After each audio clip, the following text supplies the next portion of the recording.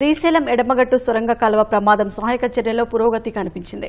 Ground penetrating radar technology scanning 5 చోట్ల మెత్తని భాగాలు ఉన్నట్లు స్కానింగ్ లో గుర్తించారు. గాలింపు చర్యలు ముమ్మరంగా కొనసాగుతున్నాయని, టన్నెల్లో మృతదేహాలు లభించాయనేది అవాస్తవమని నాగర్ కర్నూలు జిల్లా కలెక్టర్ ప్రకటించారు. శ్రీశైలం ఎడమగట్టు కాలువ సొరంగ మార్గంలో ప్రమాదవశాత్తు చిక్కుకున్న 8 మందిని రక్షించేందుకు సహాయక చర్యల్లో పురోగతి కనిపించింది. గ్రౌండ్ పెనిట్రేటింగ్ రాడార్ టెక్నాలజీ ద్వారా సొరంగంలో స్కానింగ్ లో 5 చోట్ల మెత్తని భాగాలు ఉన్నట్లు గుర్తించారు.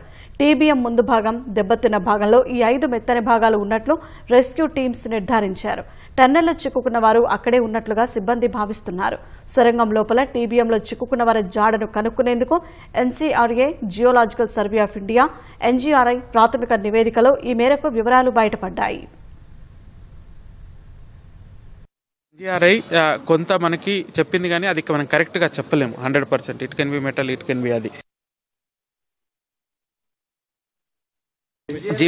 ఎన్జీఆర్ఐ కొంత మనకి చెప్పింది కానీ అది మనం కరెక్ట్ గా చెప్పలేము. 100% it can be metal, it can be అది.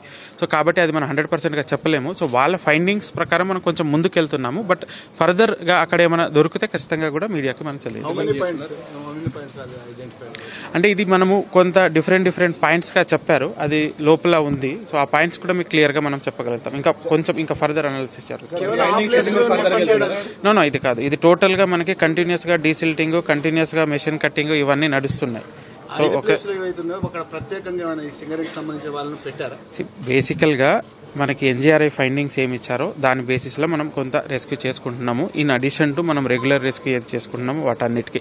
బట్ ఇష్యూ ఏదైనా ఉంటే దాన్ని మనము ఈ ఫేక్ న్యూస్ అనేది ఫర్దర్ గా స్ప్రెడ్ చేయకుండా చూసుకుంటాం. సో కొన్ని డెడ్ బాడీస్ దొరికాయి అట్లా అని. సో రెస్క్యూ ఆపరేషన్ ఇంకా కంటిన్యూ అవుతుంది.